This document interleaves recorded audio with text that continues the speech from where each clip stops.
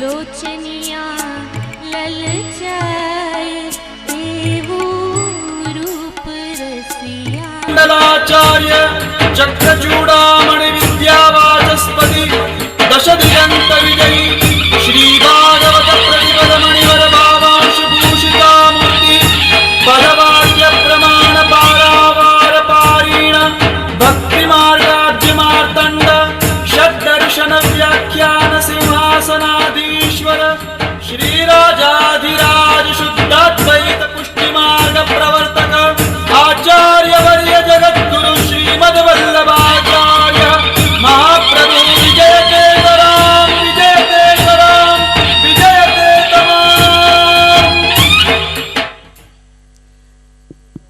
वल्लभाधीश की जय। श्याम सुंदर श्री अमने महाराणी की जय। भागवत कथाना मुख्य मनोरथी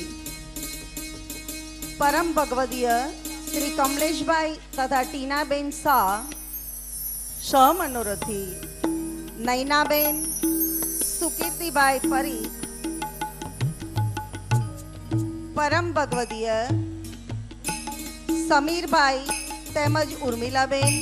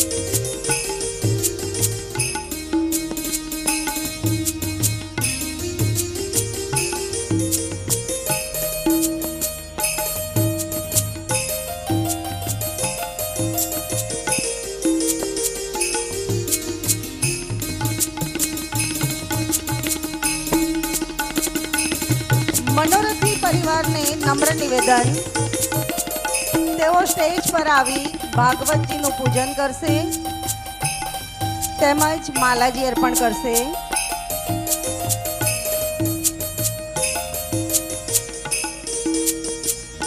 વલ્લભના વાલા વૈષ્ણવને નમ્ર નિવેદન, તેઓ પોતાનું સ્થાન ગ્રહણ કરશે.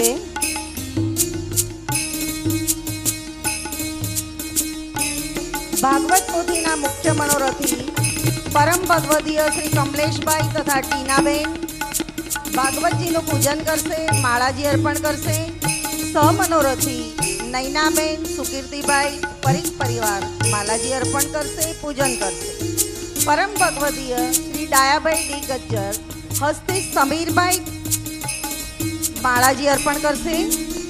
લાલુભાઈ કટોરભાઈ દેસાઈ તેમજ હેતલબેન ભાગવતજીનું પૂજન કરી માલાજી અર્પણ કરશે.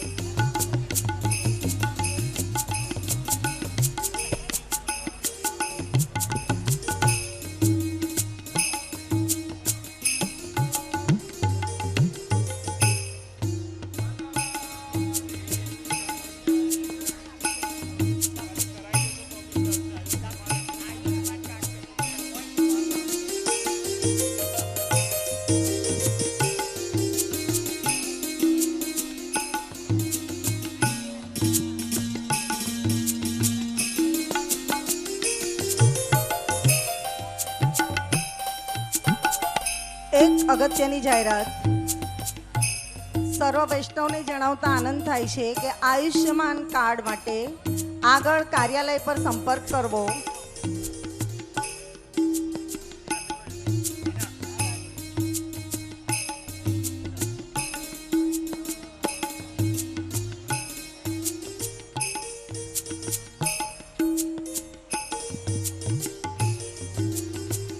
વેણુનાથ ચેરિટેબલ ટ્રસ્ટ દ્વારા આયુષ્યમાન કાર્ડ જેને પણ લેવું હોય એ કાર્યાલયનો સંપર્ક કરશે.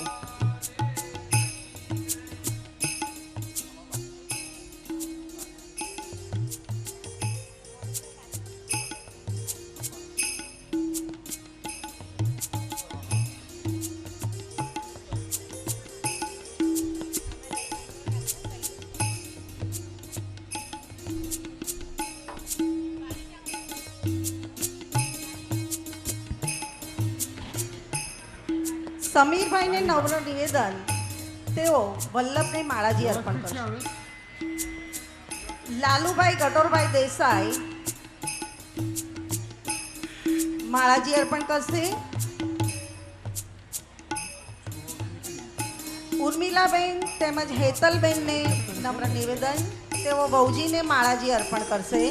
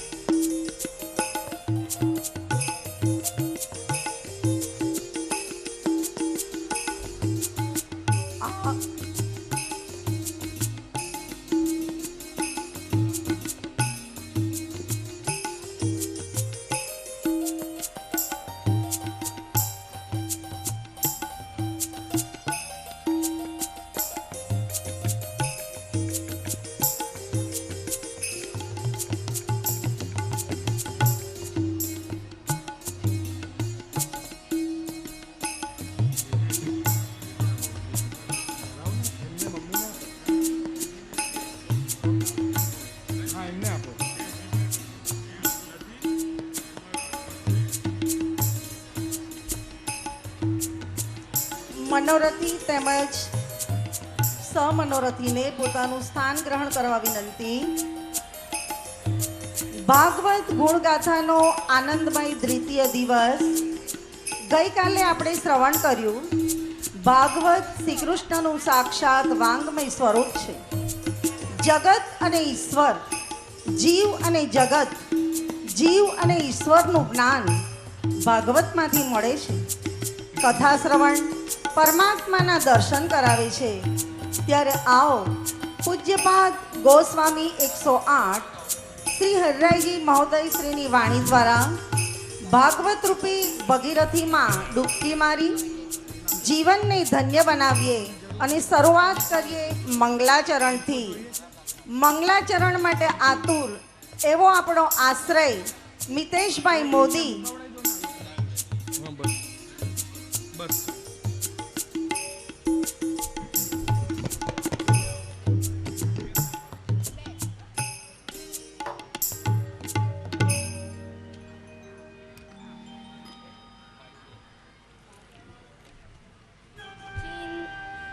चिन्ता सन्तानहन्तारो यत्पादामुजरे लव स्वीयानां तन्निज प्रणमामि मुहुर्मुहुर् यदनुग्रहन्तु जन्तु सर्वदुःखातिको भवेत् तमां सर्वदा वन्दे श्रीमद्वल्लभनन्दनम् अज्ञातमिरानधस्य ज्ञानाञ्जनशलाकया रश्मिस्मितं येन तस्मै श्रीगुरुवे नमः. नमामि हृदये शेषे लीलाशिराब्धिशायिनां लक्ष्मी सहस्रलीलाभिः सेव्यमानं कलानिधिं चतुर्भिश्च त्रिभिस्तथा सर्वैर्विराजते योऽसौ पंचदारदये मम. आदिश की जय. ખૂબ ખૂબ ધન્યવાદ.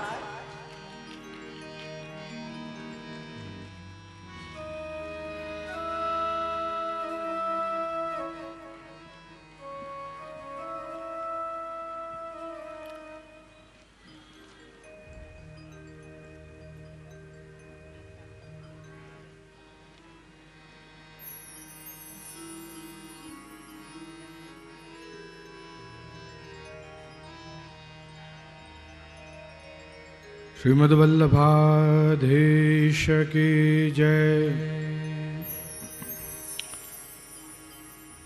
चिंता संतानहंतारो यत्पादाम्बुजरेणवः स्वीयानान्तान्निजाचार्यान् प्रणमामि मुहुर्मुहुः यदनुग्रहतो जन्तु सर्वदुःखातिगो भवेत् तमहं सर्वदा वन्दे श्रीमद्वल्लभनन्दनम् अज्ञान्तिमिरान्धस्य ज्ञानाञ्जनशलाखया चक्षुरुन्मीलितं येन तस्मै श्रीगुरुवे नमः। नमामि हृदये शेषे लीलाक्षीराब्धिशायनं लक्ष्मीसहस्रलीलाभिः सेव्यमानं कलानिधिं चतुर्भिश्च चतुर्भिश्च चतुर्भिश्च त्रिभिस्तथा षड्भिर्विराजतेऽसौ पञ्चधा हृदये मम। श्रीकृष्णाय नमः। श्रीगोपीजनवल्लभाय नमः। श्रीमदाचार्यचरणकमलेभ्यो नमः। श्रीगुसाईजी परमदयालवे नमः। श्रीघनश्यामाय नमः। श्यामसुंदर श्री यमुने महारानी की जय। श्री गिरिराज धरण की जय। अत्र उपस्थित परमादरणीय भूदेव वृंदो एवं उपस्थित अखंड सौभाग्यवती भौजी एवं उपस्थित मारी जोड़े संगति करी रहेला एवा बधा ज कलाकार वृंदो, आ कार्यक्रम ने पोताना दिन रात एक करीने मेहनत करीने जे कार्यकर्ताओए आ सुंदर प्रांगण तैयार कर्यु छे ते उपस्थित बधा ज कार्यकर्ताओ, मनोरथी परिवारों, कमलेश भाई परिवार एवं नैनाबेन परिवार जे आ श्रीमद भागवतनु दान सौने करी रह्या छे अने तेनी साथे साथे अहींया विद्यमान जे पोथीजीना मनोरथीओ छे ए सौ पण बधा सह मनोरथीओ श्री ठाकुरजीना सुंदर मनोरथो जेमने कराव्या छे ए बधा पण मनोरथीओनुं स्मरण करता आजे द्वितीय दिवस श्रीमद भागवतनो गई काले पहलो दिवस होवाना कारणे घणी बधी व्यवस्थाओ ए ज समय खबर पड़ती होय तेना कारणे जो कोईपण प्रकारनी असुविधा आप सौने थई होय तो ते आपे जणावेली अने अमे पण जोई अने पछी आजे ए फेरफार कर्या छे अने हजी दिवसे दिवसे चेन्जीस करीने ने सारामां सारी व्यवस्था बधाने मळी शके एवो हृदयना अंदर भाव छे। गई काले आपणे श्रीमद भागवतना महात्म्यनुं श्रवण कर्युं। श्रीमद भागवत ए भगवानना वांगमय स्वरूपनुं दर्शन करावे छे। आजे आपणे श्रीमद भागवतमां प्रवेश करवा जई रह्या छीए। जेम आपणे गई काले बी जाण्युं कि जो श्रीमद भागवत जे छे ए भगवानना ज स्वरूपनुं वर्णन छे। जेम 12 अंग होय एम 12 स्कंध छे। चरणारविंदथी भुजाओ, जंघा, पछी दक्षिण बाहु, बंने वक्षस्थल, हृदय, मस्तक अने वाम भुजा आम करीने अने भगवानना 12 अंगनुं दर्शन करावे छे। आपणे पण श्रीमद भागवतमां प्रवेश करता करता विनती करिए प्रभुने कि हे नाथ आ 7 दिवसना अंदर अमने पण आ पवित्र करजो जेम परीक्षित ने कर्या। अमने पण निर्भयतानुं दान आपजो। अमने पण आपना साक्षात्कार आपना दर्शन थाय एवी कृपा करजो। भक्ति ज्ञान अने वैराग्य अमारा हृदय में जागे एवी कृपा करजो। आपनु स्वरूप જે શ્રી ગુસાઈજી આજ્ઞા કરી છે, જે શ્રીમદ વલ્લભાચાર્યજી આજ્ઞા કરી છે કે પુષ્ટિ પ્રભુ આપણને દર્શન આપે, આપણી જોડે વાત કરે, આપણી જોડે માગી માગીને આરોગે, ત્યારે પુષ્ટિ પ્રભુ કહેવાય. તો ભાગવતજીને વિનંતી કરજો કે આવા પ્રભુ અમને મળે, એવા પ્રભુનો પ્રેમ અમને મળે, એમના સાક્ષાત દર્શન અમને થાય. અને માટે જ આપણે પરબ્રહ્મ પરમાત્માનું ગુણગાન કરીને ને પછી આપણે પ્રથમ સ્કંદમાં પ્રવેશ કરશું.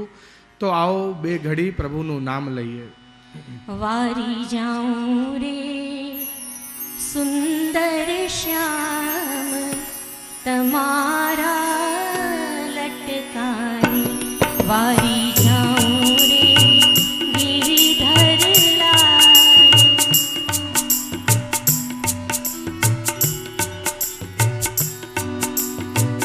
વારી વારી જાઉં રે સુંદર શ્યામ તમારા લટકાની, વારી જાઉં રે ગિરિધર લાલ તમારા લટકાની.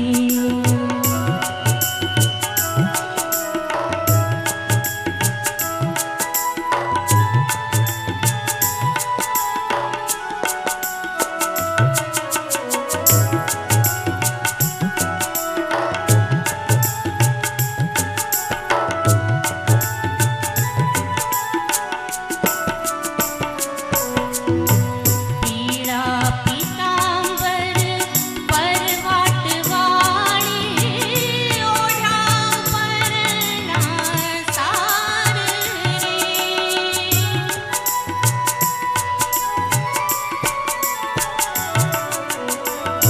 પીળા પીતાંબર પરવાટ વાળી, ઓઢા પરના સાર રે, કેસર કેરા તિલક બિરાજે, કેસર કેરા તિલક બિરાજે, શિર પર કેસરી પાગ રે, વારી જાઉં રે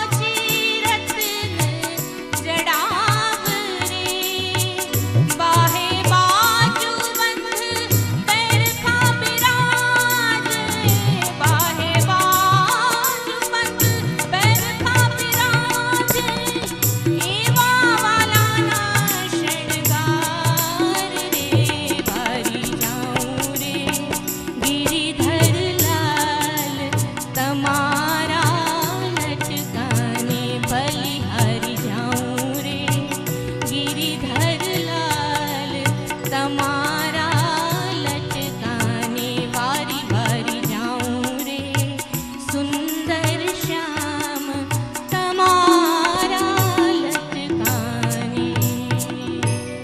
શ્રી ગોવર્ધનનાથ કી. કલયુગને જ્યારે 30 વર્ષ થઈ ચૂક્યા હતા ત્યારે સૌથી પહેલી ભાગવત કથા થઈ હતી, જે શુકદેવજીએ પરીક્ષિત માટે કરી. એના 200 વર્ષ પછી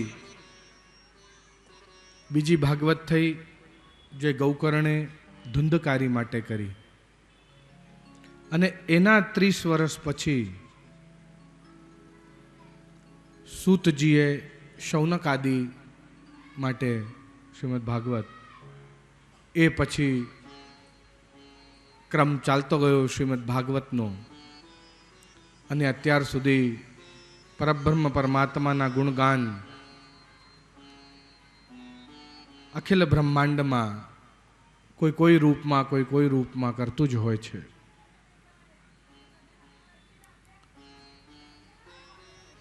વ્યાસજીએ શ્રીમદ ભાગવતનું મંગલાચરણ કર્યું ગાયત્રીથી.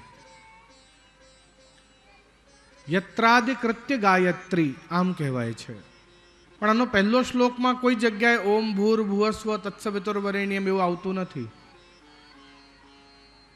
ત્યારે શ્રીમદ વલ્લભાચાર્યજીએ દર્શન કરાવ્યા કે આનો પહેલો શ્લોક એ કેવી રીતે ગાયત્રી છે. કારણ કે બધા એવું કહેતા કે ભાઈ વ્યાસજીએ પહેલો શ્લોક જ ગાયત્રી લખ્યો છે, મંગલાચરણ જ ગાયત્રીથી કર્યું છે ભાગવતનું. પણ અહીંયા કોઈ જગ્યાએ ગાયત્રીના દર્શન થાય નહીં. પહેલો શબ્દ છે જન્મ, અને છેલ્લો શબ્દ છે પરમ, શ્રી ભાગવતનો. સ્તમ નમામી હરિમ પરમ. જન્મ તો બધા જ લે છે, પણ જેનું પોતાનું જીવન પરમ પરમાત્મા માટે જીવ્યું એને જ એના જીવનને સાર્થક કર્યા છે, એવું શીખવાડે છે શ્રીમદ ભાગવત. જન્મ લીધા પછી એક માનવ એકમાત્ર યોની છે જે ધર્મ કરી શકે છે, જે કર્મ કરી શકે છે. પ્રાણીઓ નથી કરી શકતા, એ તો ભોગ પ્રધાન યોની છે. તો પછી આ માનવ દેહને કેમ આપણે વેડફી દેવો? આવો શ્રીમદ ભાગવતના ગાયત્રી સ્વરૂપ પ્રથમ શ્લોકનું ગાન કરી ને શ્રીમદ ભાગવતના પ્રથમ સ્કંદમાં એવમ શ્રીમદ ભાગવતમાં પ્રવેશ કરીએ.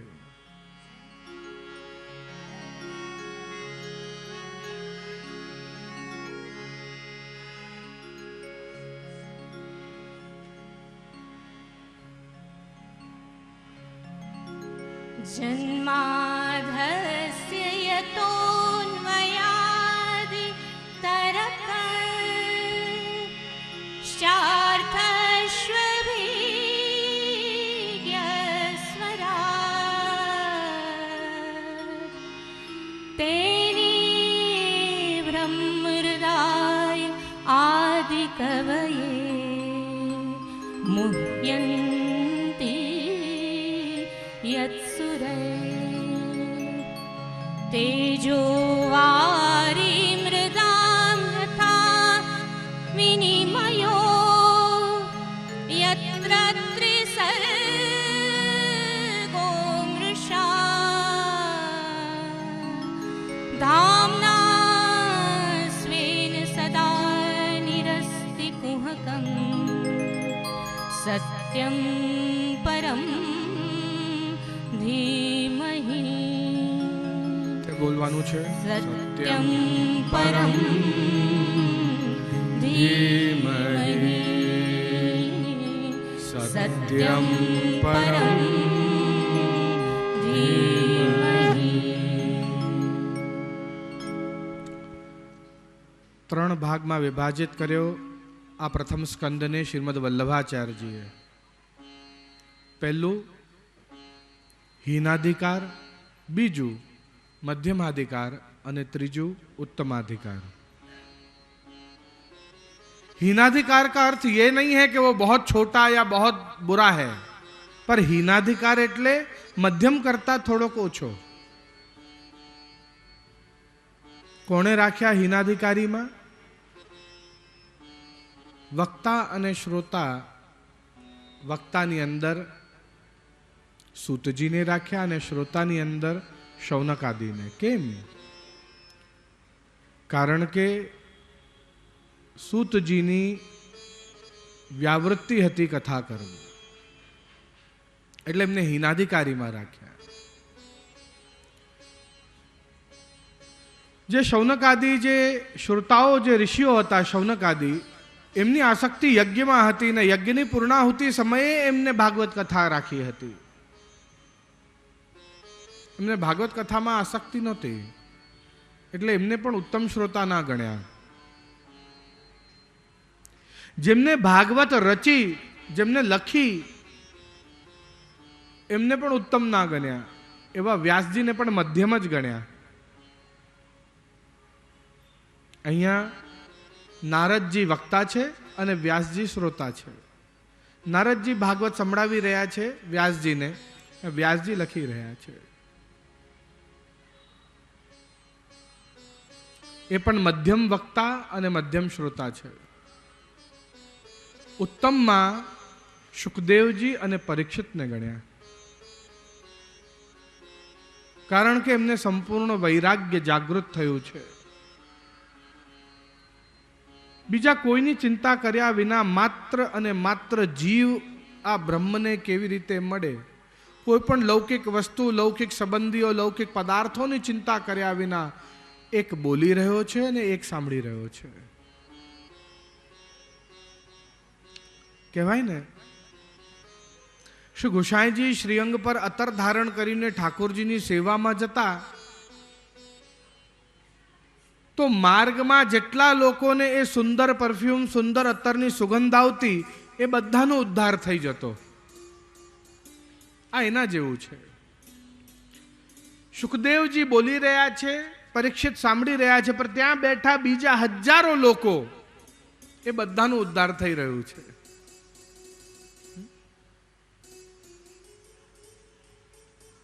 એ બધાને શ્રીમદ ભાગવત જેવું અલભ્ય પ્રાપ્ય ગ્રંથ મળી રહ્યો છે।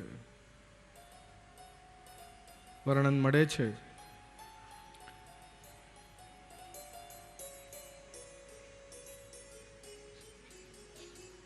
એક પાત્રતાથી જ આ વસ્તુ કોઈના અંદર બિરાજે। ભવિષ્યની ચિંતા કરી નથી। ભવિષ્યવાણી એક ભક્તને થઈ છે આ ભાગવતમાં, અને એક અસુરને થઈ છે આ ભાગવતમાં। પરીક્ષિતને ભવિષ્યવાણી થઈ મૃત્યુની, 7 દિવસમાં તારી મૃત્યુ છે, એટલે એને શું કર્યું? એ તક્ષકને મારવા ના ગયો કે ઇન્દ્ર જ્યારે અમૃત આપવા આવ્યા તો અમૃતનું પાન ના કર્યું। એને એની મૃત્યુને મારવાનો પ્રયત્ન ના કર્યો, એની મૃત્યુને ટાળવાનો પ્રયત્ન ના કર્યો, કારણ કે ભક્ત છે। અને બીજી મૃત્યુની ભવિષ્યવાણી થઈ છે આજ ભાગવતમાં કંસને। દેવકીનો 8મો ગર્ભ તારો કાલ છે, એવું ભવિષ્યવાણી થઈ ગઈ। એને શું કર્યું? ક્યારે પૂતનાને, ક્યારે તૃણાવર્તને, ક્યારેક અઘાસુરને, ક્યારે બકાસુરને, ક્યારેક ધેનુકાસુરને, એને પોતાના કાળને, પોતાના મૃત્યુને મારવાનો પ્રયત્ન કર્યો, ટાળવાનો પ્રયત્ન કર્યો, અને એમાં સમય વ્યર્થ કર્યો।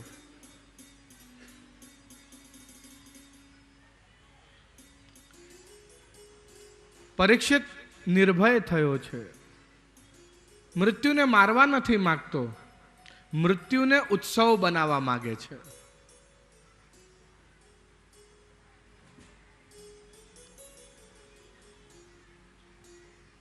પહેલો શ્લોક પૌરાણિક ગાયત્રી કહેવાય છે।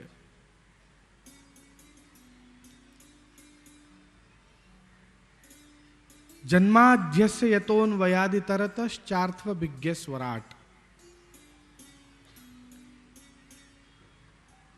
સમજવાની વાત છે. ગાયત્રી આપણે સૌ જાણીએ છીએ. એટલે ભૂર ભુવ ને સ્વ આ ત્રણ ત્રિસત્ય છે, એમને સાઈડમાં રાખી દેવાના. અને ઓમ એ પ્રણવ છે, એને પણ આપણે સાઈડમાં રાખી દે. એટલે ઓમ ભૂર ભુવ સ્વ આ ચાર અક્ષર હજી પછી સમજીશું, આગળ આવશે ત્યારે સમજાવી. ત્રિસત્ય કહેવાય. ઓમ પ્રણવ કહેવાય. ભૂ એટલે આ જગત, જગત એટલે માત્ર પૃથ્વી નહીં, આખો બ્રહ્માંડ. ભુવ એટલે આત્મા, જીવાત્મા. અને સ્વ એટલે સ્વયં ભગવાન. પણ આ ડિટેલમાં હજી આગળ આવશે એટલે હજી ડિટેલમાં આપણે સમજીશું કે જગત શું, આત્મા શું, પરમાત્મા શું, માયા શું, આ બધું ભગવાન આગળ બતાવવાના છે ચતુશ્લોકી ભાગવતમાં. એટલે એ બધું આપણે સમજીશું આગળ. પણ આ ભૂર ભુવ સ્વ આ ત્રણ આપણે અલગ કરીને હવે આવે છે તત્સવિતુ. સવિતુ સુતે પ્રસુતેતિ સવિતઃ. સવિતઃનો અર્થ કર્યો. શ્રીમદ વલ્લભાચાર્યજી કહી રહ્યા છે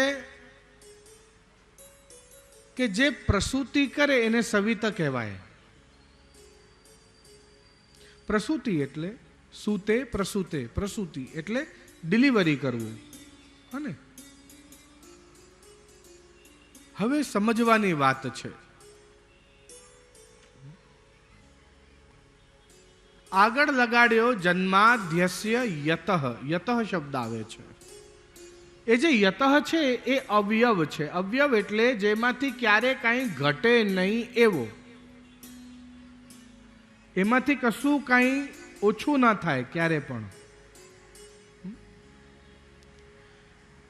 માટીની અંદર, ક્લેની અંદર પાણી મેળવીને એનો એક મોટો દડો બનાવી લીધો આપણે. એમાંથી એક થોડુંક ભાગ બહાર કાઢ્યું, એનો દડો બનાવીને આમ મૂક્યો ને નામ આપ્યું સૂર્ય. બીજો દડો બનાવ્યો, અહીંયા મૂક્યું, નામ આપ્યું ચંદ્ર. ફરી આમ દડો બનાવતા ગયા ગોલ ગોલ ગોલ ગોલ, અને પૃથ્વીને, બૃહસ્પતિને, શુક્રને આમ નામ આપતા ગયા આપણે. All different planets in this solar system. બરાબર છે. એમ દૂર દેખાતા નાના નાના તારા મંડળો જે આપણને એમ દૂર દેખાય છે એ વાસ્તવમાં બહુ મોટા હોય છે. પણ એ પણ આપણે નાના નાના તારાઓ પણ એ જ માટીના મોટા દડામાંથી આ બધું બનાવ્યું. તો આ બધું રચવા માટે થઈને જ્યારે આ બધું આપણે બનાવી દીધું, બધું પૂર્ણ થઈ ગયું, તો આ મોટા માટીના દડામાંથી ઓછું થયું કે નહીં? હા કે ના? થયું ને? થાય. હવે નૈના બેન આપ ઘરે બનાવી જોજો. બિલકુલ એ જ પ્રમાણે ભગવાને આ જગતની રચના કરી તો ભગવાનમાંથી ઓછું થાય કે નહીં? પ્રશ્ન એવો છે. પણ ભગવાનમાંથી ના થાય. કેમ ના થાય? કારણ કે ભગવાન જે છે આ લૌકિક બંધનોથી અલગ છે. ભગવાન અવિકૃત પરિણામવાદ લાગુ પડે છે એના ઉપર. વિકૃત અને અવિકૃત આવા બે વાદ છે. પરિણામ કેવો હોય સમજો. એક તો વિકૃત પરિણામવાદ હોય કે જેના અંદર દૂધમાંથી દહીં બને પણ દહીંમાંથી દૂધ બને નહીં. બિલકુલ એ જ પ્રમાણે અવિકૃત પરિણામવાદ કેવો હોય કે સ્વર્ણના સિક્કાને ઢાળો તો એમાંથી કુંડલ બને, હાર બને, અને હારને ફરીથી ઓગળાવી દો તો ફરીથી સ્વર્ણનો સિક્કો બની જાય.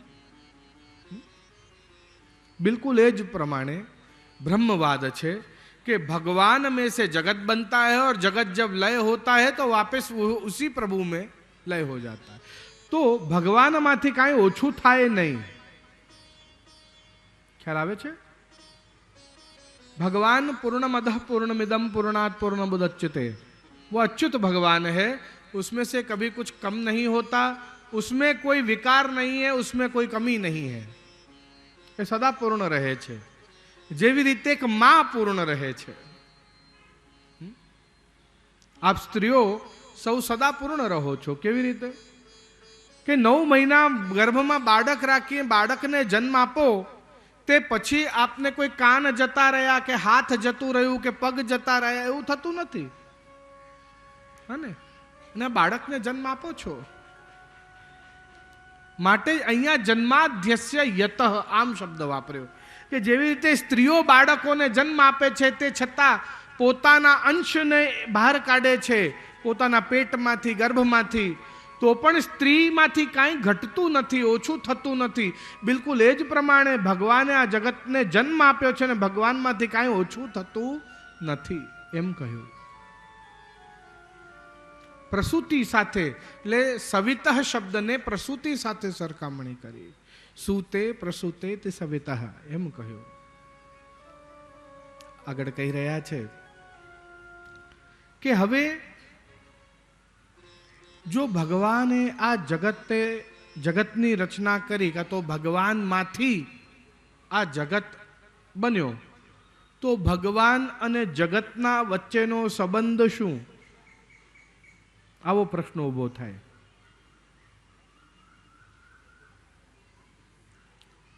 માટી અને ઘડાનો કે કુંભાર અને ઘડાનો?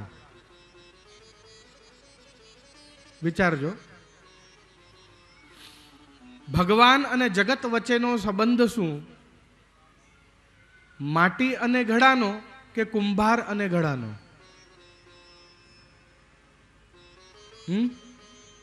માટી અને ઘડાનો. કુંભાર વિના બનાવે કોણ? તો કુંભાર અને ઘડાનો. તો માટી વગર બને કેવી રીતે? અભિન્ન નિમિત્તોપાદાન કારણમ.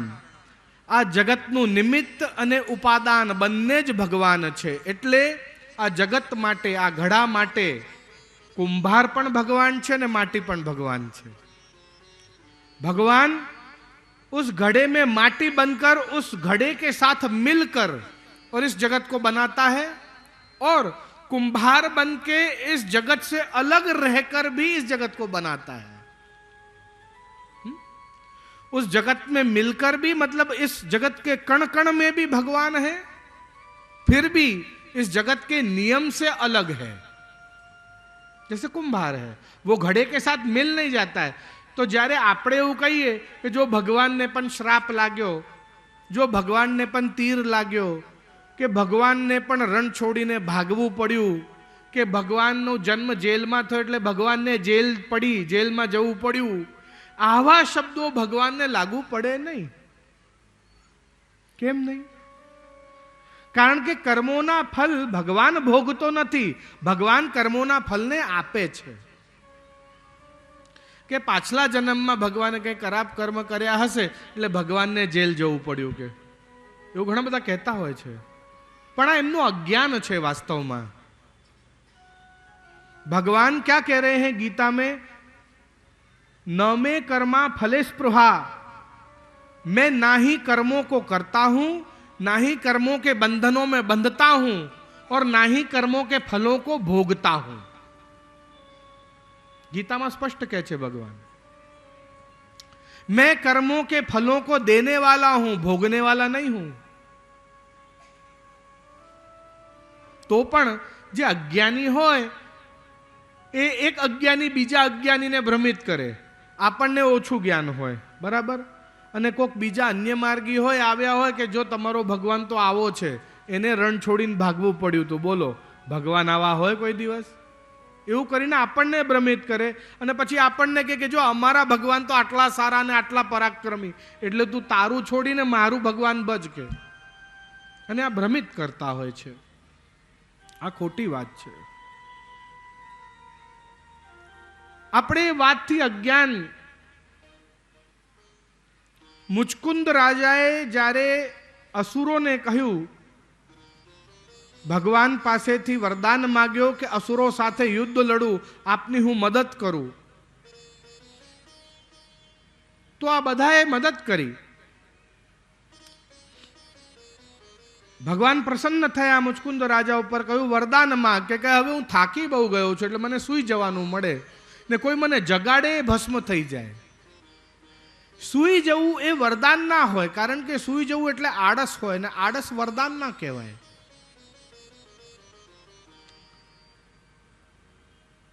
ભક્તને માંગતા ના આવડે, એની અલ્પ બુદ્ધિથી એને ઊંઘ માગી, સૂઈ તો ગયા. પર ભગવાન એવા કૃપાળુ, એને વરદાન આપ્યો, પણ કોઈના શ્રાપને પણ વરદાનમાં કેવી રીતે બદલવો એ ભગવાન જાણે છે.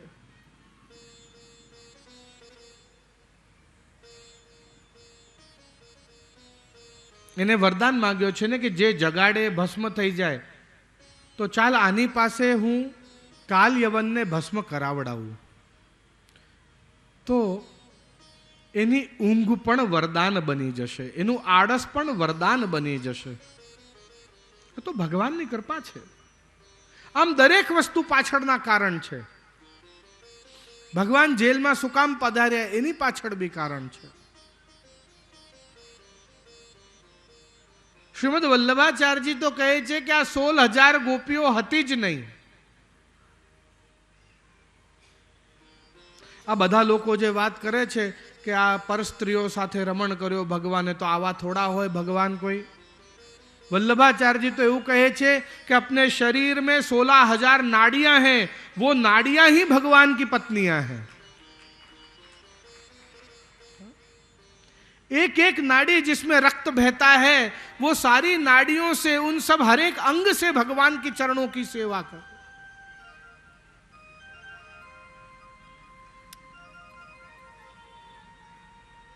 એટલે મૂલતઃ અહીંયા માત્ર સમજ ફેર છે, પણ આગળ આ બધી વાત સુખદેવજી પણ પરીક્ષિત, કારણ કે જો પ્રશ્ન આપને જ થાય છે એવું નથી, સમજો.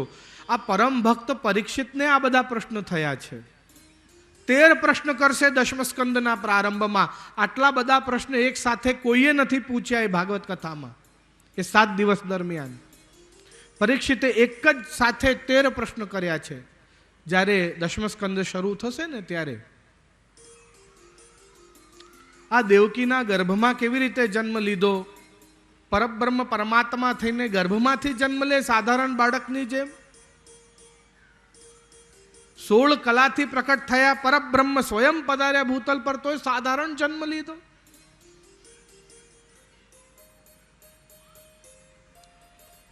આટલી બધી સ્ત્રીઓ સાથે રાસ કર્યો, ગ્વાલ બાલો જોડે સાધારણ માણસની જેમ બેસીને અને એમની જોડે નાસ્તો કર્યો. પરબ્રહ્મ પરમાત્મા શું ઊંચ નીચનો વિચાર ના રાખ્યો કે આ તો સાધારણ ગોવાળિયાઓ છે, એમની જોડે બેસીને જમે છે. બહુ ફ્રી હતા, 125 વર્ષ ભૂતલ પર બિરાજ્યા. આ બધો પ્રશ્ન કર્યા છે, એક પ્રશ્ન નહીં, અનેક પ્રશ્ન. આટલી બધી પત્નીઓ જોડે લગ્ન કર્યા, 8 પટરાનીઓ, 16,000 સ્ત્રીઓ. આ બધા પ્રશ્ન પરીક્ષિતે કર્યા છે અને આ બધાના ઉત્તર સુખદેવજી આપ્યા છે. અને આગળ આપણને આ બધાના ઉત્તર જાણવા મળશે, સમજવા મળશે. કોઈને પણ જીવનમાં માત્ર ભગવાન માટે નહીં, પણ આપણા જીવનમાં પણ કોઈ જગ્યાએ આપણે અટવાયા હોઈએ અને આપણો વાતનો જવાબ ન મળતો હોય ને, તો પણ શ્રીમદ ભાગવત જો એ વાંચશે ને તો એના પોતાના જીવનના બધા જ પ્રશ્નોનો ઉત્તર મળી જશે. એવી છે શ્રીમદ ભાગવત. અને ઉત્તર નહીં, સમાધાન મળી જશે, હું તો એવું માનું છું. क्योंकि प्रश्न का समाधान उत्तर नहीं होता है, प्रश्न का समाधान होता है विश्वास.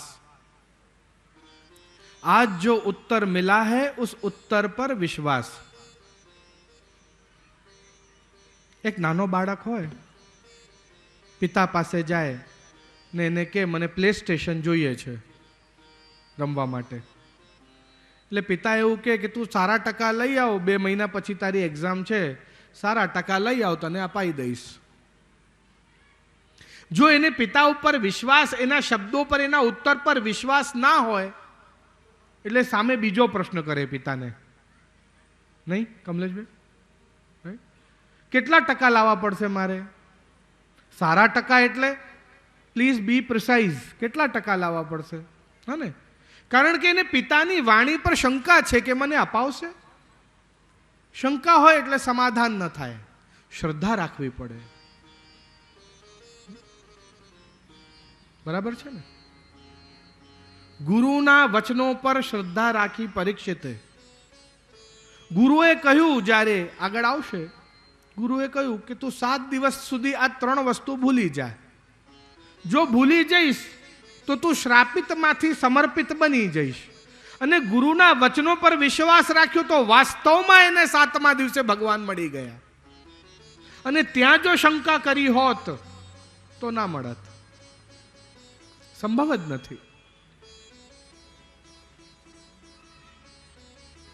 प्रश्न का समाधान उत्तर नहीं होता कभी भी, क्योंकि उत्तर पे एक दूसरा प्रश्न खड़ा होता है.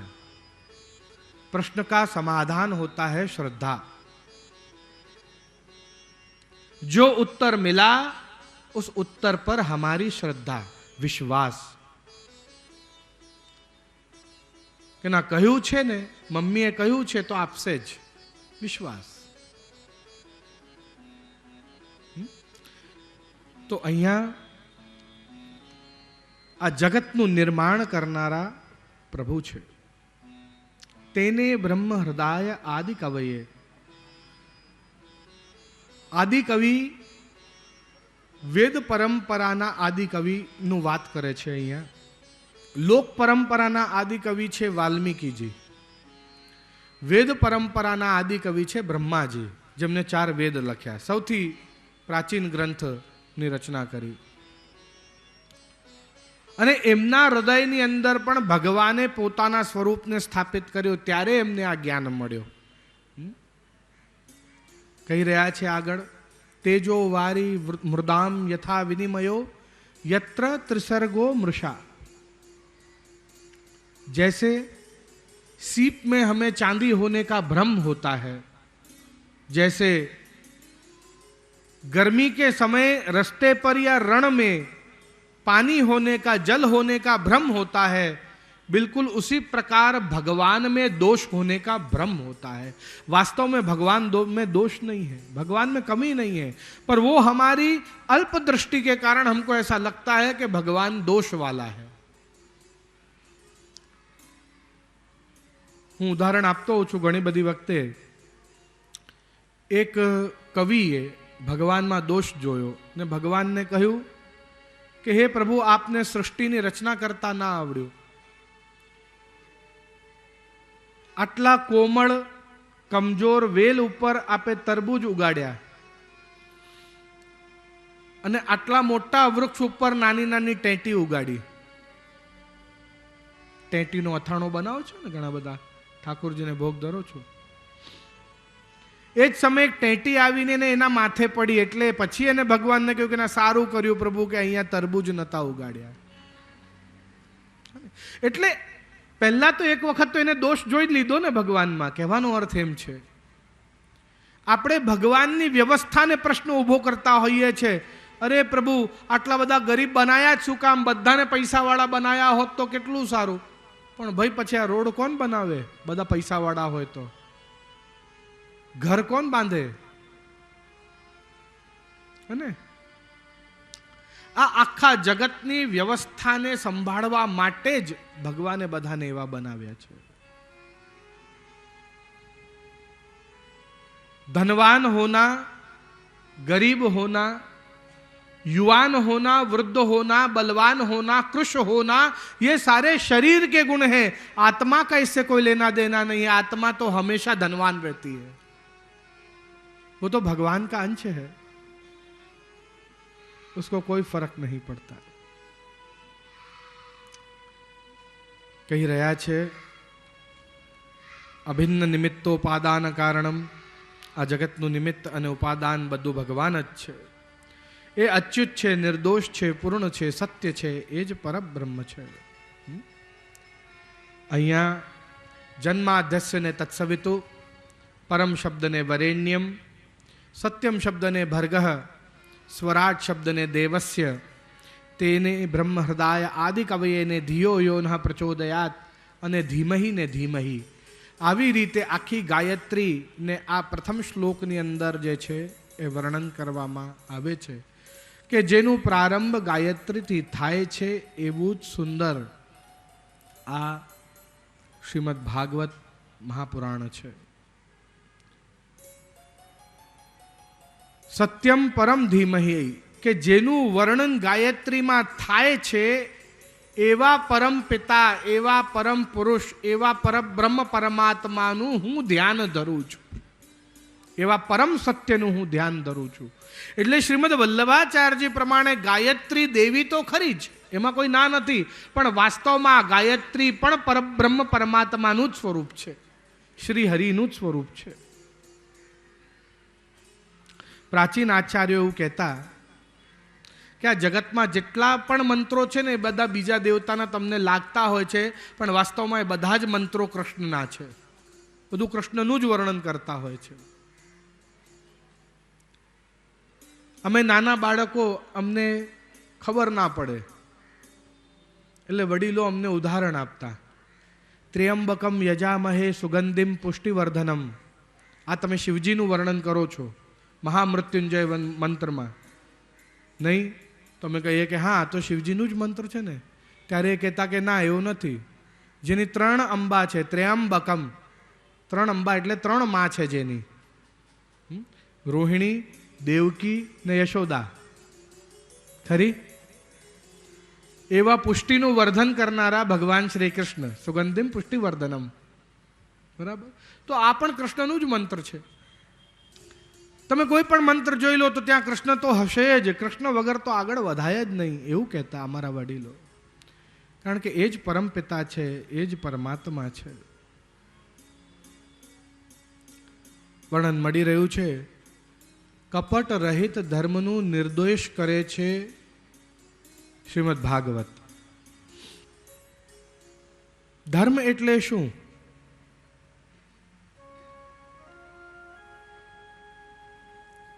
ધર્મ એટલે શું પહેલા એમ જણાવો.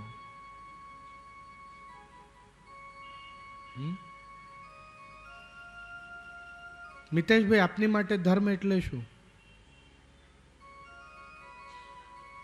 આપનો પરિવાર સુખી રહે, આપના માટે ધર્મ. કોઈની માટે પ્રભુનું સેવા ધર્મ છે, કોઈની માટે જપ તપ કરવું ધર્મ છે, કોઈની માટે માતા પિતાની સેવા ધર્મ છે, કોઈની માટે બોર્ડરની સુરક્ષા એ ધર્મ છે. है ना? धर्म सबके लिए अलग है. आज किसी एक से आप कहो कि भाई तेरे लिए धर्म क्या है, तो वो कुछ और बताएगा. तेरे लिए धर्म क्या है तो कोई कुछ और बताएगा. ધર્મની ડેફિનેશન, ધર્મની પરિભાષા બધાના માટે જુદી હોય. કોઈની માટે એનું પરિવારનું સુખ સમૃદ્ધિ જ એની માટે ધર્મ હોય.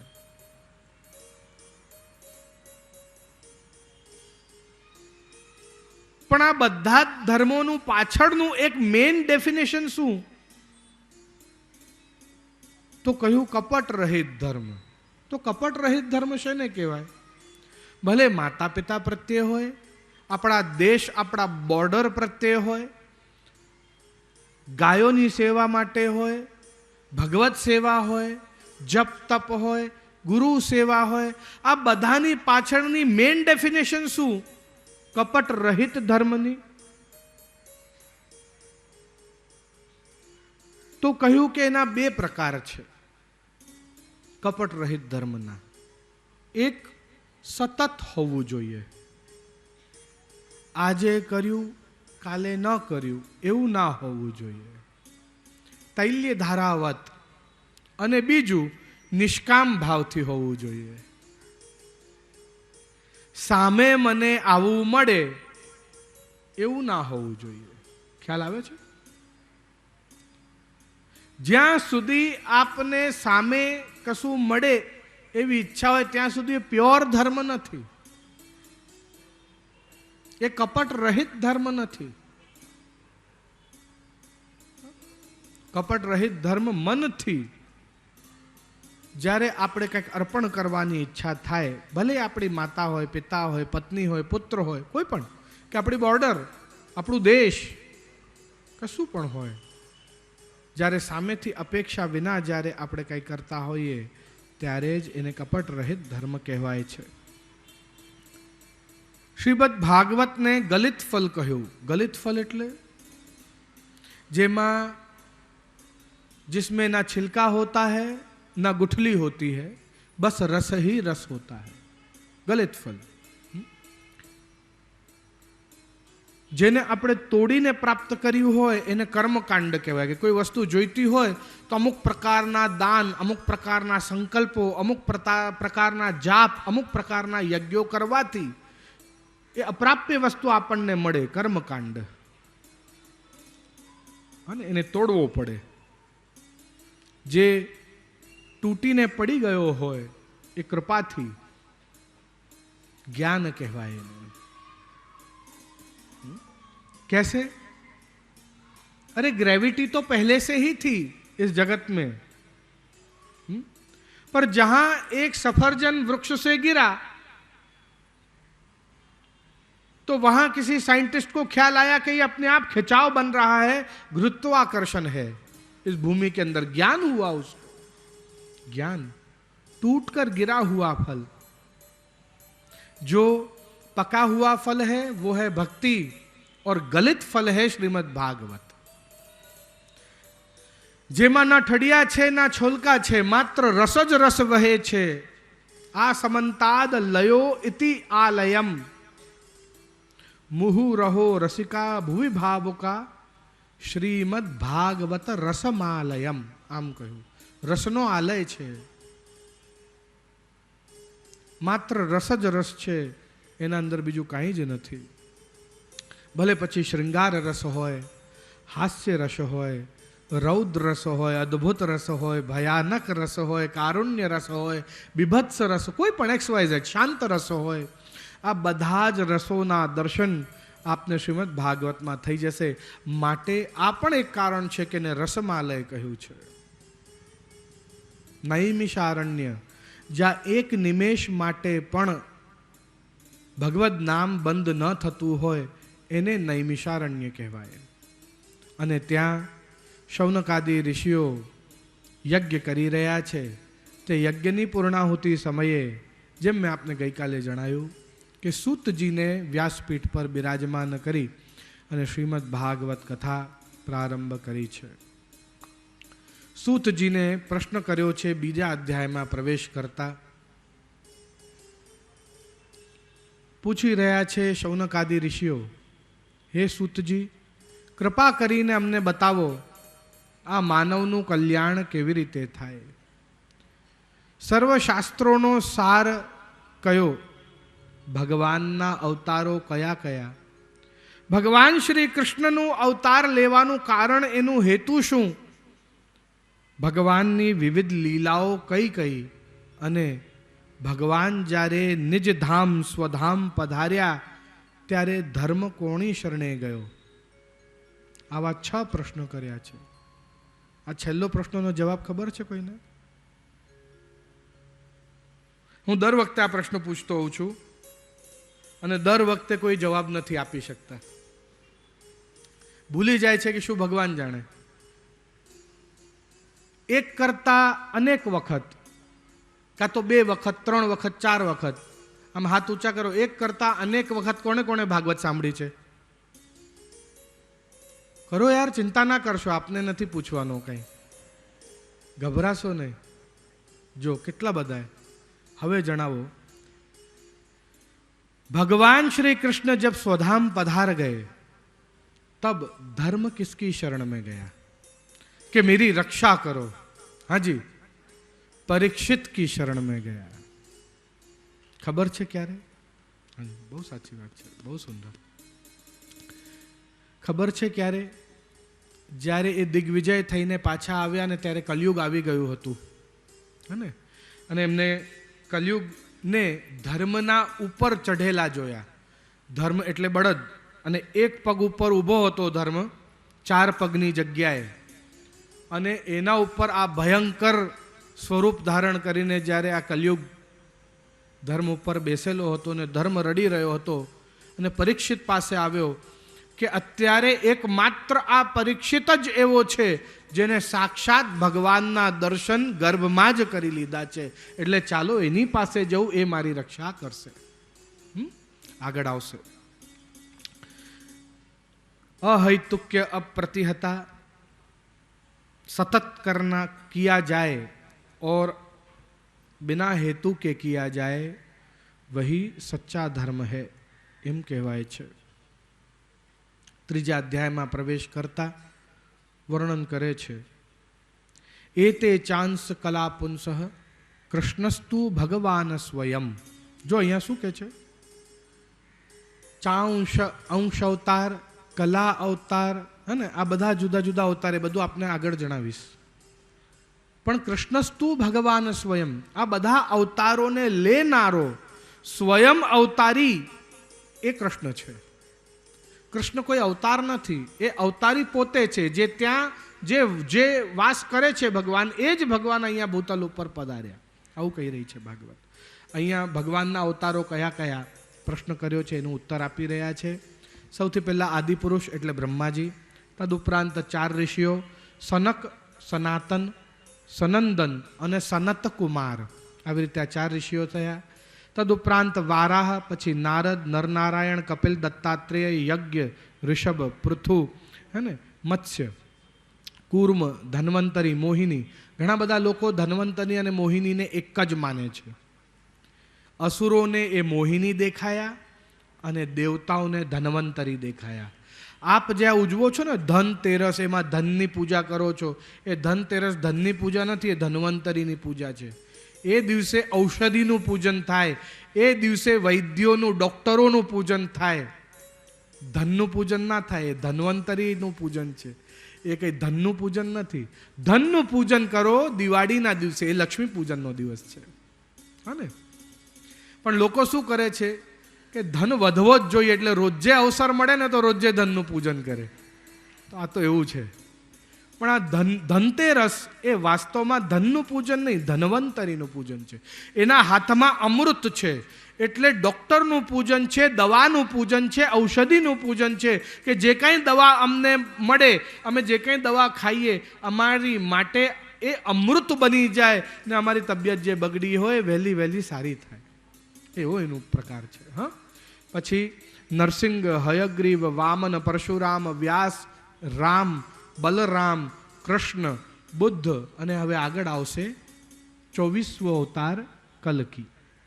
એક જ અવતાર રહી ગયો છે, બાકી બધા જ અવતારો થઈ ચૂક્યા છે.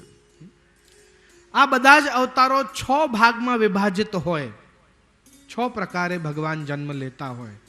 પહેલો પ્રકાર છે અંશા અંશ અવતાર, પછી અંશાવતાર, પછી આવેશાવતાર, પછી કલા અવતાર, પછી પૂર્ણ અવતાર અને પછી પરિપૂર્ણ અવતાર.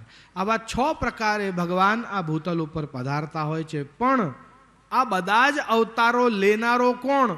તો કયું? કૃષ્ણસ્તુ ભગવાન સ્વયં. આ બધા જ પ્રકારના અવતાર એને લેનારો સ્વયં ભગવાન શ્રી કૃષ્ણ છે. એ જ્યારે ભૂતલ પર પધારે છે ત્યારે 4 વ્યૂહોને સાથે લઈને પધારે છે. પહેલો વ્યૂહ છે વાસુદેવ વ્યૂહ, જે પુરુષ રૂપે દર્શન આપે, તુર્ય અવસ્થામાં એનો અનુભવ થાય, એના શ્યામ વર્ણ છે અને ધર્મના કાર્ય એ કરતો હોય છે. બીજો વ્યૂહ છે સંકર્ષણ વ્યૂહ, એ પ્રકૃતિ રૂપે એના દર્શન થાય છે, સુસુપ્ત અવસ્થામાં એનો અનુભવ થાય છે, એ સંહાર લય એનું કામ કરતો હોય છે, શ્વેત વર્ણ છે. તદુપરાંત પ્રદ્યુમ્ન વ્યૂહ, જે મનરૂપ છે, સ્વપ્ન અવસ્થામાં એનું અનુભવ થાય છે, એ પોષણનું કાર્ય કરતો હોય છે, લાલ વર્ણ છે એનું. અને છેલ્લે અનુરુદ્ધ વ્યૂહ, એ અહંકાર રૂપ છે, જાગૃત અવસ્થામાં એનો અનુભવ થાય છે, એ સર્જનનું કાર્ય કરે છે અને પીત વર્ણ પીલો વર્ણ છે એનો. આ પ્રકારે આ ચારેય વ્યૂહનું વર્ણન કર્યું. અને જ્યારે ભગવાન ભૂતલ પર પધારે છે ત્યારે 4 વ્યૂહ સહિત પધારે છે એવું વર્ણન પ્રાપ્ત થાય છે. પ્રશ્ન ઊભો થયો, તો ભગવાન ભૂતલ ઉપર કોના માટે પધારે છે? અસુરો માટે કે ભક્તો માટે? યદા યદા હિ ધર્મસ્ય ગ્લાનિર્ભવતિ ભારત. ભાઈ જ્યારે ધર્મની ગ્લાની થાય ત્યારે ભગવાન આવે, એટલે અસુરો માટે આવે છે એવું થયું? અરે ના. પવિત્રાણાય સાધુનામ પછી વિનાશાય ચ દુષ્કૃતામ, અને પછી ધર્મ संस्थापना થાય संभवामी युगे युगे. पहले मैं अपने पवित्र भक्तों के लिए आता हूं, फिर दुष्कृत्य करने वाले असुरों के लिए और उनका वध करके फिर धर्म की स्थापना पुनः करता हूं. और ऐसे एक बार नहीं, युगे युगे, जितने युग हैं उनमें भी जाने कई कई बार मैं आता हूं. कितनी बार? तो एक ही युग में 2 बार भी आ जाता हूं. तो जब पृथ्वी को मेरी आवश्यकता है तब पृथ्वी की रक्षा के लिए, धर्म की रक्षा के लिए मैं वारंवार भूतल पर आता रहता हूं. એટલે ભગવાન જે છે એ પહેલા ભક્તો માટે ભૂતલ પર પધારે છે. ભગવાન પહેલા પ્રહલાદ માટે ભૂતલ પર પધારે છે, પછી હિરણ્યકશ્યપુ માટે. પહેલા પૃથ્વી માટે ભૂતલ પર પધારે છે, પછી હિરણ્યાક્ષ માટે. પહેલા વ્રજજનો માટે ભૂતલ પર પધારે છે, પછી કંસ માટે. તો અહીંયા એ જ વર્ણન કરતા આગળ જે આગળનો પ્રશ્ન જે છે કે પ્રભુની વિવિધ લીલાઓ કઈ કઈ છે, ત્યારે કહી રહ્યા છે સવેદ धातुम पदवी परस्याम. अरे प्रभु के चरणों का जो दृढ़ आश्रय रखते हैं वो ही प्रभु की लीलाओं को समझ सकते हैं. श्रीमद् भागवत का प्रत्येक स्कंद भगवान की प्रत्येक लीला है. भले ही फिर वो अधिकार लीला हो या स्थान लीला हो या पोषण लीला हो, मनवंतर लीला हो, ईशानुकथा लीला हो, निरोध लीला हो, आश्रय लीला हो, कोई पण જેમ જેમ આપણે સ્કંધોના દર્શન કરતા જઈશું એમ ભગવાનની લીલાઓ આપણને દર્શન થતી જશે ને સમજમાં આવતી જશે. भगवान की लीला मात्र भक्त ज समझी सके. जैसे इस भवसागर में मछली तैरती है, वो खो जाती है क्योंकि उसको लौकिक इतना अच्छा लगता है, उसे समझ ही नहीं आता. इतना आकर्षण है इस लौकिक का कि वो समझ में ही नहीं आता उसको कि मैं ये करूं या ये करूं. जाल है प्रभु की माया का. પેલો નાવડીમાં ઊભો રહીને પેલો માછીમાર આમ જાલ ફેંકે એટલે પેલી માછી જોઈને એને દૂર ભાગે. ભૂલ છે માછલીની, जानती नहीं कि इस मच्छी मार का जाल तो बहुत बड़ा है અને જેટલું ભગવાનથી દૂર જાય એટલું જ માયાના જાળમાં ફસાતો જાય. और कुछ मछली होती हैं वो चतुर होती हैं, वो क्या करती हैं, नाव के नीचे आकर छुप जाती हैं और वो सब बच जाती हैं क्योंकि वो उस भगवान के शरणागत हो गई हैं, नीचे आ गई हैं, शरण में आ गई हैं. और जो भगवान के शरणागत हो जाता है वो सब माया से बच जाते हैं, बाकी सब फंस जाते हैं. माटे क्यारे बहिर्मुख ना थवू एम कही रहा है श्रीमद वल्लभाचार्यजी. पण आपनो अंतिम बोध शू रह्यो आपड़ा सौ माटे? यदा बहिर्मुखायुयम भविष्यत कथंचन. भाई आप कुछ भी करो जीवन में पर प्रभु को याद रखो, प्रभु को मत भूलो, उससे बहिर्मुख मत हो. तेन तत्येन भुंजी था एम कहू ईशावास्योपनिषद अंदर. ये सब कुछ उसका है, पहले उसको दो फिर स्वयं लो. માટે જ વલ્લભાચાર્યજીએ કહ્યું અસમર્પિત વસ્તુ નામ તસ્માત વર્જનમાચરે. अरे जो कुछ भी हो, तुम बाजार में भी खा रहे हो ना, कोई बात नहीं, वैसे तो अलाउ नहीं है, पर यदि चलो कोई बात नहीं, कम से कम उस समय 3 बार श्री कृष्ण शरणम मम बोल जाओ, वो प्रभु को अंगीकृत हो जाएगा और फिर वो प्रसादी हो जाएगा, फिर उसको खाओ, कोई बात नहीं। केम कहूं आऊ?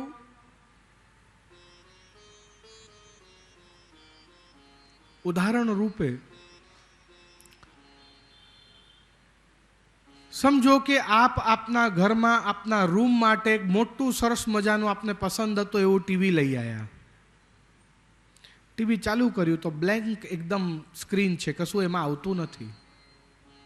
એટલે આપણે વિચાર કર્યો કે લે આની અંદર મેં કંઈ સેટ ટોપ બોક્સ કે કોઈ કનેક્શન તો મેં મૂક્યો જ નથી, તો આવે ક્યાંથી? એટલે આપણે એના અંદર કનેક્શન કર્યો એટલે એમાં ઘણા બધા ચેનલો આવવા લાગ્યા, ઘણી બધી પિક્ચરો આવવા લાગી, ચલચિત્રો જેવા આપને ગમે, એમાંથી આપણે એક ચેનલ લગાડ્યો જેના અંદર એક પિક્ચર ઓલરેડી ચાલી રહી હતી, જેના અંદર એક્શન પણ હતું, રોમેન્સ પણ હતું, ડ્રામા પણ હતું, અને હીરો પણ હતો, વિલન પણ હતો, હીરોની સાસ પણ હતી, હિરોઈનની સાસ પણ હતી, હા બધા જ હતા। હવે આપે જોઈ રહ્યા છો, આપને ખૂબ આનંદ આવે છે। આપને કોઈ કામથી બહાર જવાનું થયું એટલે એ પિક્ચર અડધેથી આપણે પોઝ કરીને ટીવી બંધ કરીને ગયા, પાછા ઘરે આવ્યા, રૂમમાં આવ્યા કે લાવ પેલી અધૂરી પિક્ચર ફરી જોવાનું શરૂ કરું, તો રૂમમાં ટીવી જ નથી। ક્યાં ગયો ટીવી? ઘરમાં પૂછ્યું તો ખબર પડી કે ભાઈ આપના ભાઈએ એના રૂમમાં મૂકી દીધું છે। તો આપ કોઈ એની જોડે ઝઘડો કરવાના નથી। આપ શું કહેશો કે ભલે તું વાપર, વાંધો નહીં, હે ને, પણ મને એકવાર કહી તો દે, કહી દે કે ભાઈ મને આ ગમી ગયો એટલે હું મારા રૂમમાં આ ટીવી લગાડું છું। આટલું તો કરવું પડે ને। પણ કોઈની વસ્તુ લેતા હોઈએ તો એને એક વખત પૂછવું તો પડે ને, કે નહીં પૂછ્યા વિના લઈ લેવાય, बराबर है? बिल्कुल उसी प्रकार से ये पूरा ब्रह्मांड भगवान की एक प्लेन ब्लैक स्क्रीन थी, उसमें कुछ नहीं था, मात्र एक भगवान थे। तो भगवान ने उसमें set top connection, set top box एक कनेक्शन लगवाया जिसका नाम था ब्रह्मा। अब ब्रह्मा ने उसमें सूर्य चंद्र तारा सब बनाया भगवान को देखने के लिए, उसमें पृथ्वी भी बनाई। पृथ्वी के अंदर ऐसा वातावरण, ऐसे बैक्टीरिया, ऐसा ऑक्सीजन, ऐसा पानी दिया कि ये सब उग सके, वृक्ष, लता, अनाज, पशु, पक्षी, मछली અને પછી માનવ। આ બધું શું કામ રચાયું? भगवान माटे। ये टीवी स्क्रीन भगवान ने लगाया है उनके लिए। तो यहां जो कुछ भी है, ये कपड़ा बनने वाला कॉटन भी भगवान का है। वो कॉटन, वो कपास आपका नहीं है। अब आप क्या करते हो? उस कपास को खेतों में से निकालते हो, उसका तार बनाते हो, उसके कपड़े बुनते हो, वो कपड़ों को बुनकर और उसको भगवान को समर्पित किए बिना पहन लेते हो। तो ये क्या हो गया? भगवान का निषिद्ध भाग भोगता हो गया। जो वस्तु भगवान की है उसको भगवान से पूछे बिना लेकर और तुमने उसका उपभोग कर लिया, है ना? એટલે આપણા અંદર દોષ પ્રવેશે છે, એનાથી આપણી બુદ્ધિ ભ્રષ્ટ થાય છે। એનાથી આપણે પોતાનું અને ભગવાનનું સ્વરૂપ ઓળખતા નથી। એના કારણે જે ભૂલ ઇન્દ્રે કરી, યજ્ઞના પુરુષ ભગવાન છે, પણ વ્રજવાસીઓને શીખવાડ્યું કે બીજા કોઈને ભોગ આપવાનો નહીં, ઇન્દ્રને જ આપવાનો। પણ પહેલો ભાગ તો ભગવાનનો જવો જ જોઈએ ને।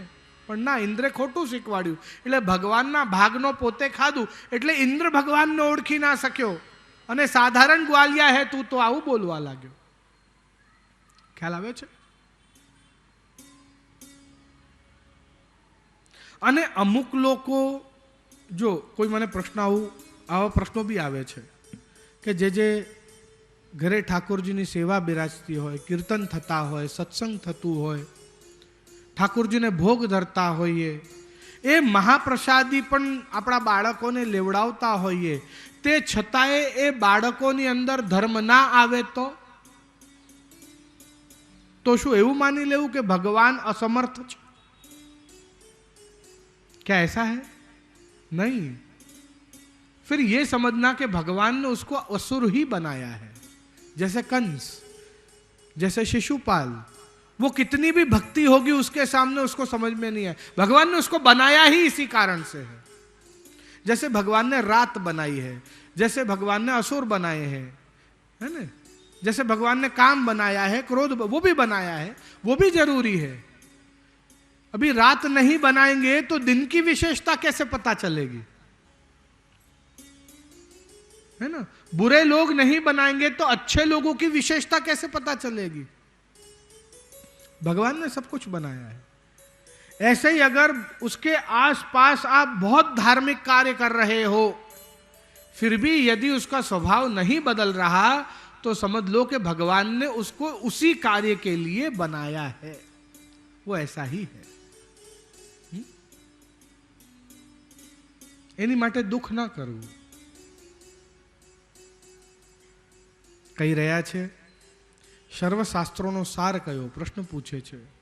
ત્યારે સર્વશાસ્ત્રોને પહેલા જાણવા બહુ જરૂરી છે. તો સૌથી પહેલા 4 વેદ આવ્યા, ઋગ્વેદ, યજુર્વેદ, સામવેદ અને અથર્વવેદ. પછી 6 શાસ્ત્ર આવ્યા, સાંખ્ય, યોગ, ન્યાય, વૈશેષિક, પૂર્વ મીમાંસા ને ઉત્તર મીમાંસા. પછી 18 પુરાણ, એમાંથી 6 પુરાણ સાત્વિક, 6 પુરાણ રાજસ અને 6 પુરાણ તામસ છે. 18 પુરાણમાંથી તેમાંથી પહેલા 6 સાત્વિક પુરાણોનું નામ લઈએ. વિષ્ણુ પુરાણ, ભાગવત પુરાણ, નારદ પુરાણ, ગરુડ પુરાણ, પદ્મ પુરાણ ને વારાહ પુરાણ. આ સાત્વિક પુરાણો છે. પછી આવે છે રાજસ પુરાણો, બ્રહ્મ પુરાણ, બ્રહ્માંડ પુરાણ, બ્રહ્મ વૈવર્ત પુરાણ, માર્કંડેય પુરાણ, ભવિષ્ય પુરાણ ને વામન પુરાણ. આ બધા રાજસ પુરાણો છે. અને પછી તામસ પુરાણો આવે છે, મત્સ્ય પુરાણ, કુર્મ પુરાણ, શિવ પુરાણ, વાયુ પુરાણ, સ્કંદ પુરાણ ને અગ્નિ પુરાણ. આ બધા તામસ પુરાણો છે. તે ઉપરાંત ઉપપુરાણો અને તે ઉપરાંત સ્થળ પુરાણો. પછી ઉપવેદ આવે 4, આયુર્વેદ, ગંધર્વ વેદ, ધનુર્વેદ અને સ્થાપત્ય વેદ. પછી 6 સૂત્ર આવે, શ્રૌત, ગૃહ, કલ્પ, ધર્મ, શલ્વ ને વેદાંત. અને પછી 6 વેદાંગ આવે, શિક્ષા, છંદ, વ્યાકરણ, નિરુક્તા, જ્યોતિષ અને કલ્પ. એ પછી 108 ઉપનિષદો આવે, જેના અંદર ઋગ્વેદના 10 ઉપનિષદ, યજુર્વેદના 50 ઉપનિષદ, સામવેદના 16 ઉપનિષદ અને અથર્વવેદના 32 ઉપનિષદ. એ પછી છંદ પણ આવે, પછી અરણ્યક આવે, પછી બ્રાહ્મણમ આવે, મહાભારત આવે, રામાયણ આવે, ગીતાજી આવે. આ બધાનું સાર શું એમ કહેવા માગે છે. આ સર્વશાસ્ત્ર થયા. આ સિવાય પણ નાના મોટા બીજા ગ્રંથો હોય જ, સ્વાભાવિક છે. બધાનું નામ હું લેતો નથી. ત્યારે કહી રહ્યા છે સૂતજી શૌનક આદિ ઋષિઓને કે પ્રશ્ન તમારો બિલકુલ બરાબર છે. આગળ કલયુગમાં આટલું બધું કોઈ વાંચવાનું નથી, તો આ બધાની જાણકારી કોઈ એક ગ્રંથમાંથી મળી જાય એવું ગ્રંથ બતાવો. હા ને, આજે હું આપને કહું કે સવારે જાગો ત્યારે આ મંત્ર બોલજો, પછી નાહવા જાઓ ત્યારે આ મંત્ર બોલજો, પછી ખાવા બેસો ત્યારે આ મંત્ર બોલજો. હા ને, તો આપ કહો કે જે આ બધું છોડો ને, કોઈ પણ એક જ વસ્તુ આપી દો ને જેમાં બધું જ આવી જાય, તો મારે શું કહેવાનું? શ્રી કૃષ્ણ શરણમ મમ બોલજો, એટલે એમાં બધું આવી જશે. બરાબર, બિલકુલ એ જ પ્રમાણે અહીંયા આ શૌનકાદિ ઋષિઓ પૂછી રહ્યા છે, ભાઈ આટલું બધું આગળ કોઈ વાંચવાનું નથી, તો આ બધાનું સાર, આ બધાનું રસ, આ બધાનું નિચોડ કોઈ એક વસ્તુમાં હોય તો એ ગ્રંથ અમને બતાવો. ત્યારે કહી રહ્યા છે કે આવું તો એક જ ગ્રંથ છે, શ્રીમદ ભાગવત મહાપુરાણ. અને જો આપ એ વાંચી લો, એ સાંભળી લો, તો સમજો કે આપે આ બધું જ વાંચી લીધું જેનું નામ હું હમણાં બોલ્યો છું. ત્યારે પ્રશ્ન કર્યો, આ શ્રીમદ ભાગવતની રચના કોણે કરી?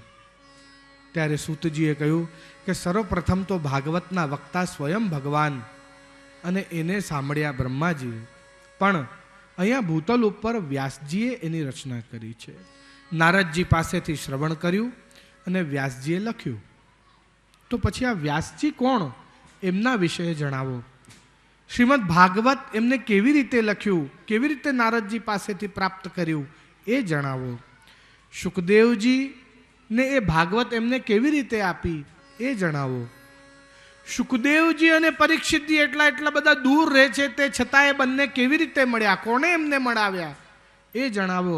અને પરીક્ષિતે એવું તો શું થયું એના જીવનમાં કે આટલું બધું રાજ વૈભવ, આટલા બધા સ્વર્ણ રજત આદિ, આટલું મોટું રાજ્ય એનું, આ બધું જ છોડીને એને વૈરાગ્ય શું કામ લઈ લીધો, એ જણાવો. અને આ બધાનો ઉત્તર આપતા ચોથા અધ્યાયમાં પ્રવેશ કરતા કહી રહ્યા છે કે દ્વાપર યુગની અંદર જ્યારે પારાશર અને મત્સ્યકન્યાને પુત્ર જન્મ્યો, જેનું નામ શ્રી વ્યાસ રાખ્યું. એ વ્યાસજીએ 17 પુરાણોની રચના કરી, વેદોનો વિસ્તાર કર્યો, યુદ્ધનું પણ વર્ણન કર્યું, જેના અંદર મહાભારત રચી. પણ એના મનમાં હજી શાંતિ મળતી નથી. નારદજી આવ્યા, નારદજીને પૂછી રહ્યા છે, હે નારદજી, હે મહામુનિ, કૃપા કરીને મને જણાવો કે આટલું બધું ભગવત નામ લીધા પછી પણ મનમાં શાંતિ મને કેમ નથી મળતી? આટલું બધું મેં રચ્યું, સરસ્વતી નદીના તટ ઉપર શામ્યપ્રાશ ક્ષેત્રમાં, એટલા પવિત્ર ક્ષેત્રમાં હું વસું છું, આવી પવિત્ર નદીના તટ ઉપર વસું છું, તો પણ મનમાં શાંતિ કેમ નથી મળતી? નારદજીએ કહ્યું, હે મહર્ષિ, આપે વેદોનો વિસ્તાર કર્યો, નીતિનું વર્ણન કર્યું, ન્યાયનું વર્ણન કર્યું, ધર્મનું વર્ણન કર્યું, યુદ્ધનું વર્ણન પણ કર્યું, પણ પ્રેમનું વર્ણન ના કર્યું.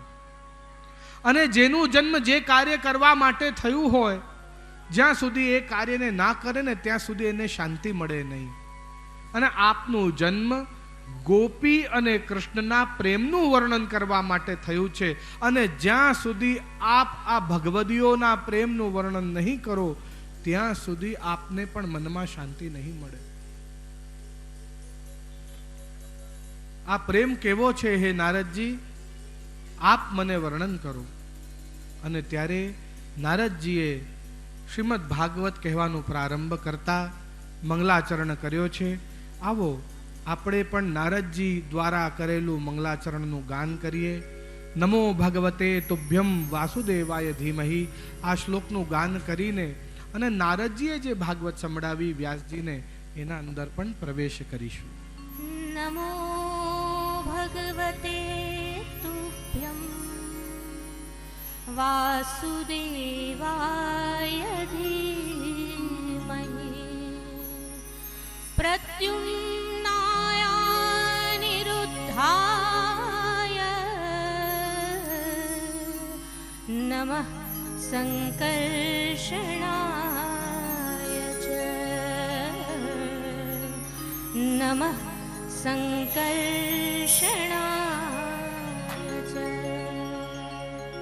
ચારે ચાર યુથનું સ્મરણ કરે છે. નમો ભગવતે તુભ્યમ વાસુદેવાય ધીમહિ. સર્વપ્રથમ વાસુદેવ વ્યુહનું ધ્યાન ધર્યું. પ્રદ્યુમ્નાનુરુદ્ધાય, પ્રદ્યુમ્ન વ્યૂહ અને અનિરુદ્ધ વ્યૂહનું ધ્યાન ધર્યું. અને નમઃ સંકર્ષણાય ચ, અને સંકર્ષણ વ્યૂહનું પણ ધ્યાન ધરીને હું નારદ વ્યાસજીને શ્રીમદ ભાગવત પધરાઈ રહ્યો છું. મહાત્મ્ય જ્ઞાન કરાવ્યું છે ભાગવતનું. કહી રહ્યા છે 6 અધ્યાયમાં, હું એક સાધારણ બ્રાહ્મણ પુત્ર હતો પાછલા જન્મમાં. બહુ ઈચ્છા થતી કે વૈરાગ્ય લઈને અને ભગવદ નામ લઉં. માતા મને પરવાનગી ના આપતી વૈરાગ્ય લેવાની. ઘણા બધા મહાઋષિઓ મારા ઘરે આવતા. હું માતાને વિનંતી કરતો કે મને એમની સાથે સંન્યાસ લેવાની પરવાનગી આપો, પણ માતા મને જવા ના દેતી. એક દિવસની વાત, ગાયોની સેવા કરી રહી હતી મારી માતા, ત્યારે એમને એક સર્પ ડસી ગયો અને ત્યાં એમની મૃત્યુ થઈ અને સીધા મોક્ષની પ્રાપ્તિ થઈ. ત્યાં ગૌ સેવાનું મહાત્મ્ય જણાવ્યું નારદજીએ. પછી એમની માતાનો બધો જ જે કર્મ હોય, જે ક્રિયા કર્મ આદિ બધું જે કંઈ પણ હોય, વૈદિક કર્મ હોય, બધું પૂર્ણ કર્યું. વર્ષી પહેલાં તો જૂના સમયમાં વર્ષ પછી જ વર્ષી કરતા, એટલે બધું જ પૂર્ણ કરીને અને પછી એમને સંન્યાસ લીધો. શ્રીમદ ભાગવતનું ગુણગાન કરતા, ભગવાનનું નામ લેતા, નારાયણ નારાયણનું જાપ કરતા, આખા જગતના બધા જ તીર્થો પર ફર્યા ભગવાનને શોધવા માટે. આવો આપણે પણ નારદજીની જેમ થોડી બે ઘડી શ્રીમદ નારાયણના નામનું રટન કરીએ, જેથી પ્રભુ આપણા ઉપર બી કૃપા કરે. જેમ નારદજીને દર્શન આપીને ઉપદેશ આપ્યો ભગવાને, એ પ્રકારે કંઈક આપણા ઉપર પણ કૃપાના બે છીંટા પડે. આવો ભગવત નામ લઈએ. ભજમન નારાયણ નારાયણ હરી હરી.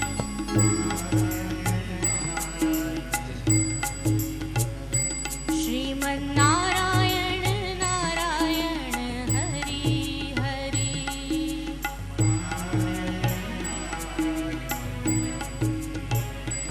શ્રીમન નારાયણ નારાયણ હરી હરી. નારાયણ નારાયણ હરી હરી.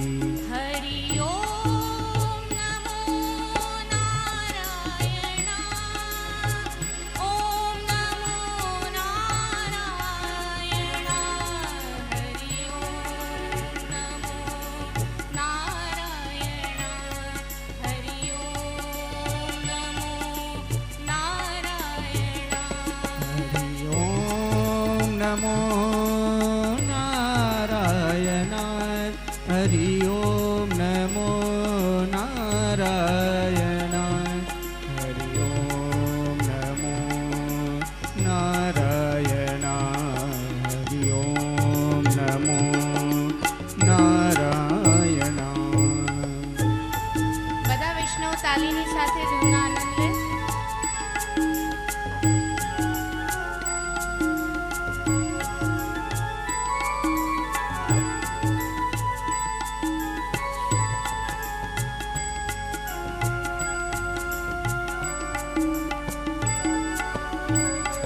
જય જય શ્રી કૃષ્ણ હરી હરી. જય શ્રી કૃષ્ણ હરી હરી. જય જય શ્રી રાધે હરી હરી. જય જય શ્રી રાધે હરી હરી. मेरे रोम रोम में हरी हरी हरी हरी. मेरे रोम रोम में हरी हरी. श्रीमन नारायण नारायण हरी हरी. श्रीमन नारायण नारायण हरी हरी. हरि ओम नमो नारायण. ओम नमो नारायण. हरि ओम नमो नारायण. हरि ओम नमो नारायण. हरि ओम नमो नारायण. हरि ओम नमो नारायण. हरि ओम नमो नारायण. हरि ओम नमो नारायण. श्री गोपीजन वल्लभ हरि हरि. श्री गोपीजन वल्लभ हरि हरि. श्री यमुने यमुने हरि हरि. श्री यमुने यमुने हरि हरि. मेरे सास सास में हरि हरि हरि हरि. मेरी सांस सांस में हरि हरि हरि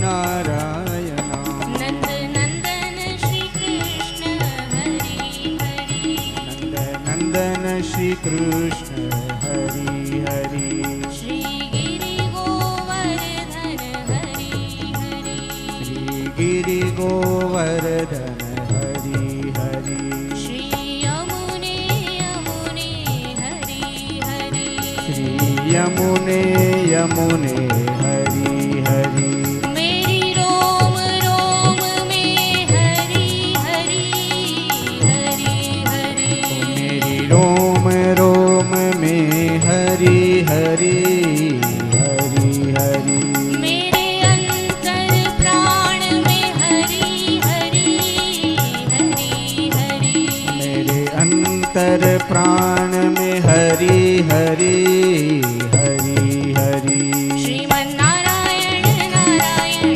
हरि हरि श्रीमन्नारायण नारायण हरि हरि भजमन नारायण नारायण हरि हरि भजमन नारायण नारायण हरि हरि हरि ओम नमो नारायण ओम नमो नारायण हरि ओम नमो नारायण हरि ओम नमो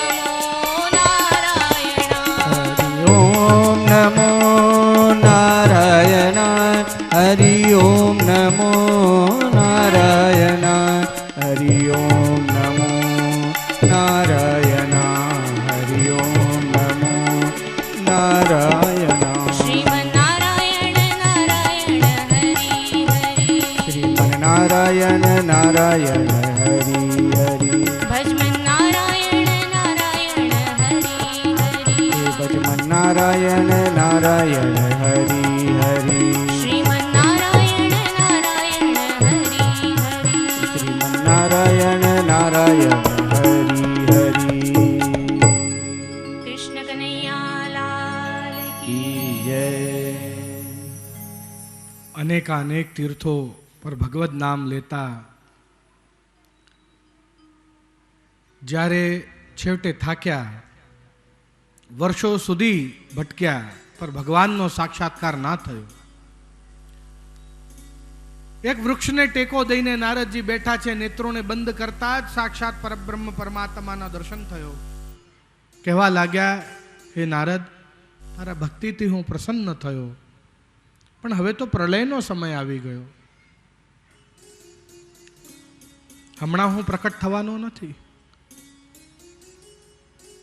પણ તે જે ભક્તિ કરી છે તે નિષ્ફળ નહીં જાય.